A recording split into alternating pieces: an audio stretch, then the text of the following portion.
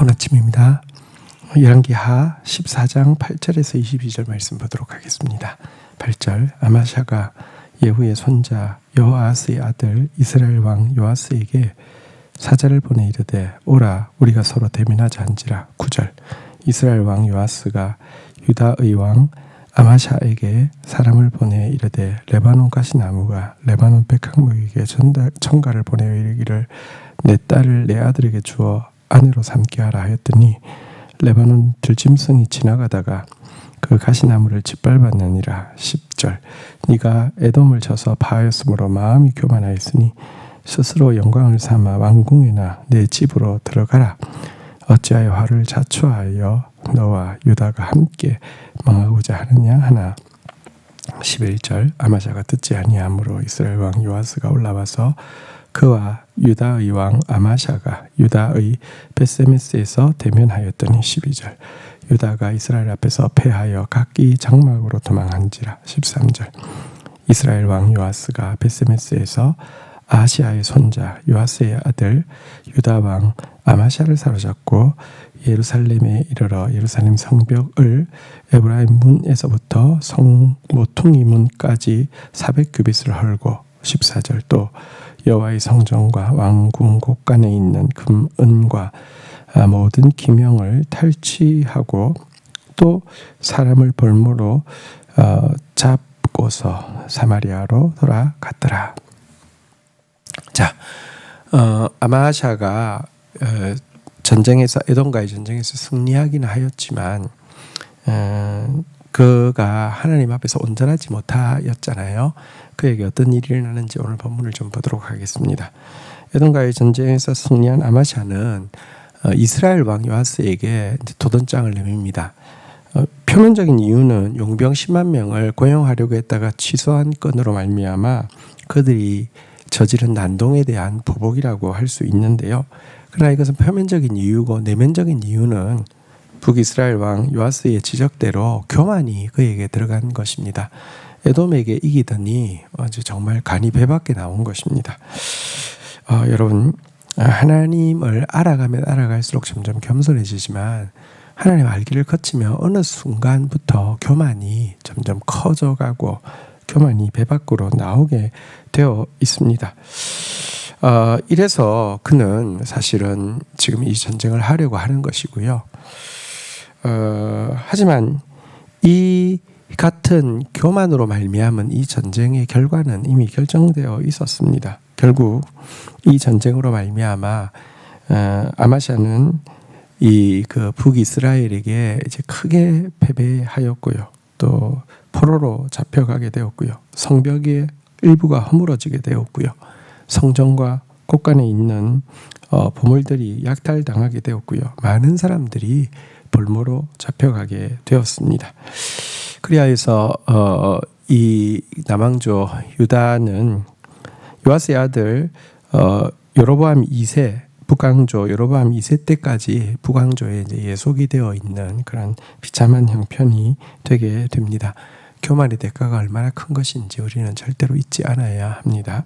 그리고 교만하지 않아야지 한다고 교만해지지 않는 것이 아니라 하나님을 알아가고 하나님 앞에 온전케 되려고 하면 갈수록 겸손해지게 되어 있습니다.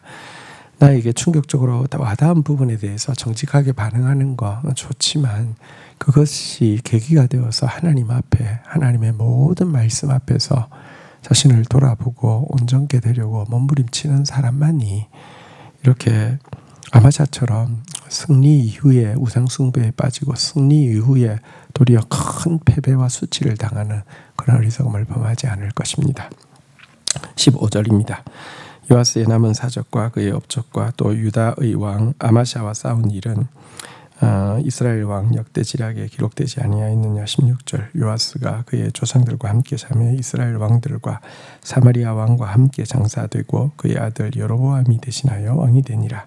17절 이스라엘의 왕 여호아스의 아들 요아스가 죽은 후에 유다 왕 요아스의 아들 아마샤가 15년간 생존하였더라. 18절 아마샤의 남은 행적은 유다 왕 역대지략에 기록되지 아니하였느냐. 19절 예루살렘에서 무리가 그를 반역한 고로 그가 라기스로 도망하였더니 반역한 무리가 사람을 라기스로 따라 보내 그를 거기서 죽게 하였고 20절 그 시체를 말에 실어다가 예루살렘에서 그의 조상들과 함께 다윗성에 장사하니라. 21절 유다 온 백성이 아사랴를 그의 아버지 아마샤를 대신하여 왕으로 삼으니 그때 그의 나이가 16세라. 22절 아마샤가 그의 조상들과 함께 잔 후에 아사랴가 엘랏을 건축하여 유다에 복귀시켰더라. 자, 아마샤는 이제 북이스라엘과의 전쟁에 패하여서 요아스의 포로가 되어서 잡혀갔는데요. 요아스가 죽고 나서 이제 풀려나서 다시 남왕국으로 복귀하게 되었습니다. 하지만 그것이 끝은 아니었습니다. 결국 그는 내부에서 일어난 반역으로 말미암아 목숨을 부지하기 위해서 라기스로 도망갔다가 그곳까지 쫓아온 이렇게 반역 땅에 의해서 죽임을 당하게 됩니다. 그는 교만으로 말미암아 평생 타국에서 포로 생활을 하다가 돌아와서는 자국민에게 암살을 당하는 그런 비참한 결말을 맞이하고 있습니다. 한편 그가 이렇게 비참하게 죽음을 당하게 된 이유에 대해서 병행 본문에 보면요. 그가 에돔에게 승리하고 에돔의 우상을 숭배하고 그것을 숭배하고 있을 때 선지자가 그것에 대해서 책망했거든요. 하지만 그것에 대해서 책망하는 선지자를 경멸했었습니다. 선지자가 아직 그에게 말할 때 왕이 그에게 이르되 우리가 너를 왕의 모사로 삼았느냐 그치라 어찌하여 맞으려 하느냐 하니 선지자가 그치며 이르되 왕이 이 일을 행하고 나의 경고를 듣지 아니하였으니 하나님이 왕을 멸하시기로 작정한 줄 아노라 하였더라. 여러분 우리가 범죄하지 않는 것이 좋지만 범죄할 수 있습니다. 그러나 그때라도 선지자 곧 하나님의 말씀 앞에 겸손하면 희망이 있는데요. 말씀을 경멸하고 그치라 어찌하여 맞으려 하느냐 이런 식으로 위협하다가 여러분 그가 결국 이렇게 암살을 당한 이 비참한 모습은 우리에게 반면 교사가 됩니다. 참 겸손한 사람 되어지고 말씀 앞에서 특별히 겸손한 그런 지혜로운 자가 되어야 되겠습니다. 아마샤를 이어서 왕이 된 사람은 아사랴라고 되어 있는데요. 아사랴의 다른 이름은 우시야입니다. 또 하나님께서 이 형별의 시간이 지나고 또 잠시 또 회복의 시간을 주시는 것을 보게 됩니다. 우리가 만약 하나님께서 우리 행위대로 치셨다고 하면 정말 끝이 나도 여러 번 끝이 났을 것입니다. 그러나 하나님은 또 때를 따라 회복의 때를 허락하여 주시기에 우리가 살 수가 있습니다. 그 좋으신 하나님이 원하시는 기뻐하시는 뜻을 따라 산다고 하면 거저 용납받는 것이 아니라 참으로 복된 삶이 될 것입니다.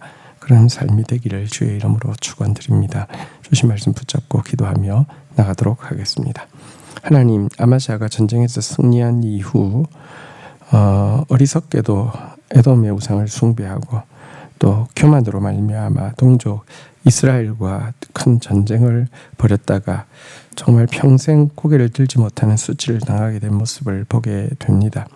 또 우상 숭배에 대해서 책망하는 선지자를 향하여서 그치라 어찌하여 맞으려 하느냐라고 경멸하고 조롱하다가 결국은 암살에 이르게 된 모습도 보게 됩니다. 하나님, 저희들이 정말 교만이 가장 큰 대가를 지불하는 가장 큰 죄라는 사실을 끝까지 잊지 않게 하여 주시고 교만하지 않기 위해서 하나님의 모든 말씀 앞에서 하나님이 기뻐하시는 뜻 앞에서 자기를 온전케 하는 사람 되어질 수 있도록, 그래서 하나님 앞에서 은혜 아니면 설 수 없음을 알고 갈수록 겸손해지다가 갈수록 주의 긍휼을 덧입고 갈수록 주의 축복을 흘려보내는 사람만 되어지도록 인도하여 주옵소서. 예수 그리스도의 이름으로 기도 올립니다. 아멘.